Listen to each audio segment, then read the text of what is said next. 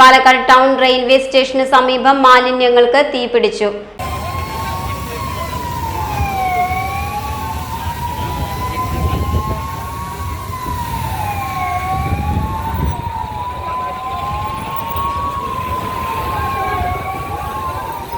രാവിലെ 11 മണിയോടെ നരിക്കുത്തിയിലായിരുന്നു സംഭവം. പഴവർഗ്ഗങ്ങൾ സൂക്ഷിച്ച പെട്ടികൾ പൂർണ്ണമായും കത്തിനശിച്ചു.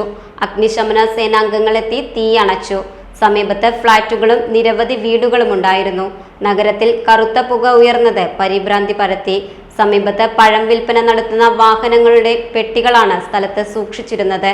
സാമൂഹ്യ വിരുദ്ധർ തീ ഇട്ടതാകാം എന്നാണ് സംശയിക്കുന്നത്. സമീപത്തെ ഫ്ളാറ്റിലുള്ളവരെ തീ പടരുന്നത് കണ്ട് ഒഴിപ്പിച്ചു. 1 മണിക്കൂർ നീണ്ട പരിശ്രമത്തിനൊടുവിലാണ് തീ പൂർണ്ണമായും നിയന്ത്രണ വിധേയമാക്കിയത്.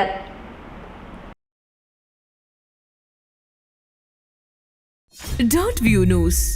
കാഴ്ചകളാണ് ലോകം. കണ്ടു തുടങ്ങുക.